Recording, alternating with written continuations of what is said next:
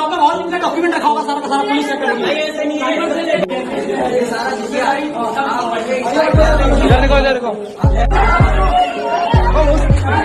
वाकई में उत्तराखंड ने जो नया कानून बनाया है बहुत सही। धर्मांतरण विरोधी कानून। उत्तराखंड धर्म स्वतंत्रता विधेयक नाम से जो ये विधेयक आया है, इसको मंजूरी मिल गई है। इसके बाद अब अवैध धर्मांतरण करवाने वालों के खिलाफ गैंगस्टर एक्ट लगाया जाएगा। कोई कुछ नहीं बोलेगा, कोई कुछ नहीं बोलेगा, ओके? कुछ नहीं बोलेगा तो कुछ की जगह क्या बोलेगा? मुझे गर्व है मेरी पार्टी की सरकारें कन्वर्जन पर कानून लाती मैंने सबको अपना धर्म का अनुसरण करने का अधिकार है। किसी गरीब के पास खाना नहीं है, खाना देकर उसका धर्म बदला दोगे? कोई थोड़ा कम पढ़ा लिखा व्यक्ति है, उसका धर्म बदला दोगे? ऐसे नहीं होगा माने। ये उन लोगों की एक नई चाल है। अंधेरे को अंधेरा नहीं, सिर्फ रोशनी मिटा सकती है। नफरत को नफरत नहीं, सिर्फ प्यार मिटा सकता है। मसीह में मेरे सभी भाइयों और बहनों और परमेश्वर के दासों, सेवकों, खासकर जो उत्तराखंड से इस वीडियो को देख रहे हैं, कृपया इस वीडियो को पूरा ज़रूर देखना, क्योंकि ये वीडियो आपके बहुत काम आने वाली है। और जो न्यूज़ हमारे सामने आई है उसको लेकर अब आपको सतर्क होना ही पड़ेगा और आखिर तक इस वीडियो को ज़रूर देखना। दरअसल दोस्तों, उत्तराखंड सरकार ने 13 अगस्त 2025 को freedom of religion amendment bill 2025 पास किया है, जिसमें धर्म परिवर्तन से संबंधित कानूनों को और भी कठोर बना दिया गया है, यानी कि एंटी कन्वर्जन बिल को और सख्त कर दिया गया है। और इस बिल में कुछ ऐसी धाराएं जोड़ी गई हैं जो कि बहुतों की सेवकाई, सुसमाचार प्रचार और सामाजिक कार्यों को वहां पर इनडायरेक्टली तरीके से प्रभावित कर सकती है। लेकिन दोस्तों, बाइबल हमें कानून का सम्मान करना सिखाती है और मसीह का संदेश प्रेम और सच्चाई को भी सुसमाचार के द्वारा शेयर करना, इसके अलावा झूठे आरोपों और गलत फहमियों से कैसे बचना, ये भी सिखाती है। लेकिन आइए अब हम आसान भाषा में समझें कि इस एंटी कन्वर्जन बिल में जो अमेंडमेंट किया गया है, इसका क्या क्या असर देखने को मिलेगा। दोस्तों, इस बिल के अनुसार अब गैर कानूनी धर्म परिवर्तन पर 3 से 10 साल तक की जेल और 50,000 रुपये जुर्माना, इसके साथ ही कमज़ोर वर्गों के लोगों पर ज़बरदस्ती धर्म परिवर्तन करवाने पर 15 से 14 साल की जेल और 1 लाख रुपए तक का जुर्माना लग सकता है। और ज़्यादा गंभीर मामलों में उम्र कैद या फिर 10 लाख तक रुपए का जुर्माना भी लगाया जा सकता है। और शादी करते वक्त धर्म को छुपाना, इसके लिए 3 से 10 साल की सज़ा और 3 लाख रुपए जुर्माना देना पड़ सकता है।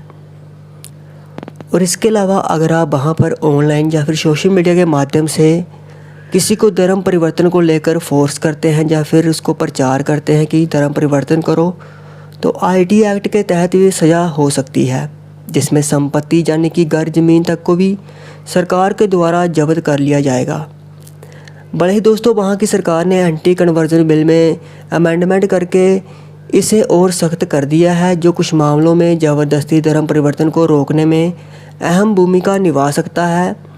लेकिन आपको पता ही है कि कैसे कुछ हुड़दंगी या फिर पब्लिसिटी पाने वाले धर्म रक्षक इसका गलत तरीके से इस्तेमाल करके निर्दोष मसीह विश्वासियों, पास्टरों, प्रचारकों पर कार्रवाई भी कर सकते हैं, यानी कि एंटी कन्वर्जन बिल का मिसयूज़ करना, जैसा कि हमें छत्तीसगढ़ में भी देखने को मिल रहा है।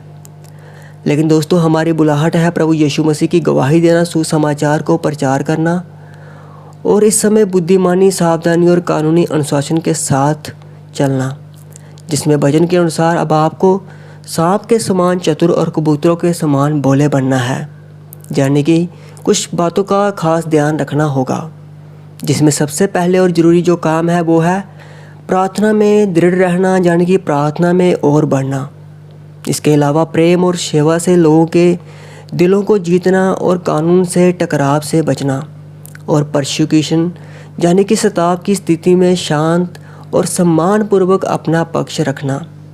इसके अलावा कुछ और बातों का भी खास ध्यान रखना होगा, यानी कि सेवकाई में भी सावधानियां बरतनी होंगी, जैसे कि किसी भी व्यक्ति से फेथ रिलेटेड अपने विश्वास से संबंधित बातचीत हमेशा उसकी पहल पर ही करना, किसी को पब्लिक में बैप्टिज़्म या फिर फेयर डिसीजन को लेकर उन्हें प्रेशराइज ना करना और हमेशा स्पष्ट करें कि हमारा उद्देश्य केवल सुसमाचार को शेयर करना है, बाकी आपका निर्णय है ऐसा ही कहना।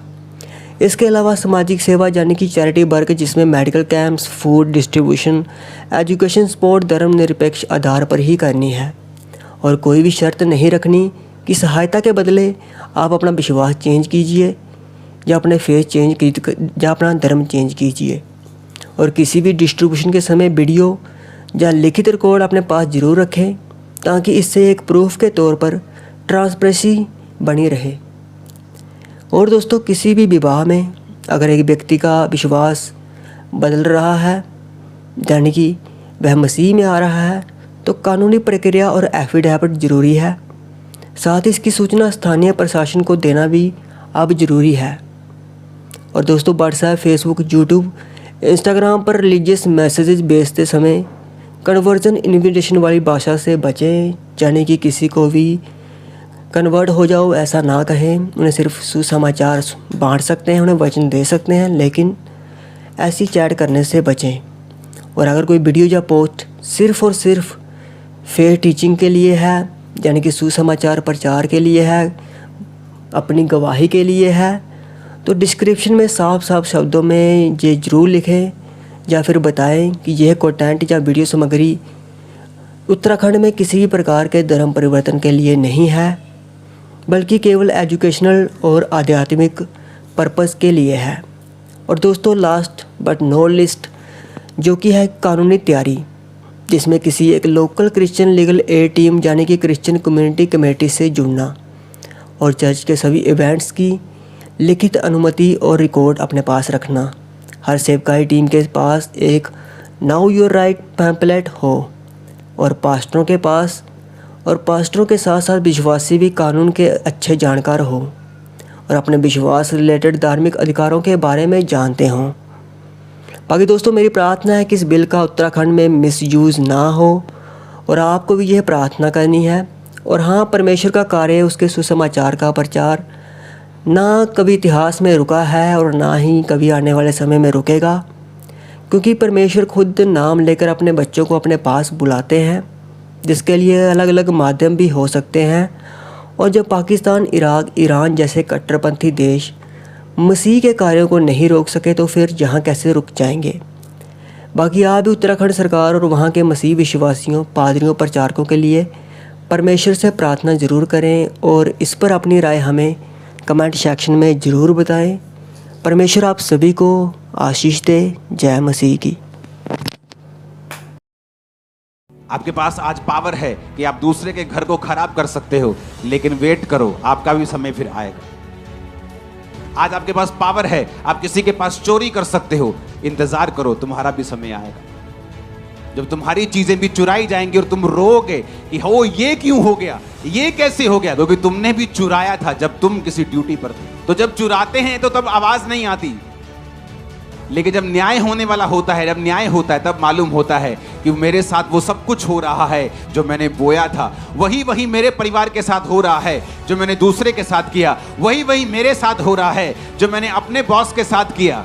इसलिए बाइबल कहती है, दिया करो तो तुम्हें भी दिया जाएगा। जो कुछ तुम बोओगे वो तो कुछ तुम काटोगे, तुम ज्यादा बोओगे ज्यादा काटोगे। अब तुम देखो तुमने ज्यादा कांटे बोने हैं या ज्यादा फल बोने हैं या ज्यादा गेहूं बोना है, वो तुम देखो तुमने क्या बोना है।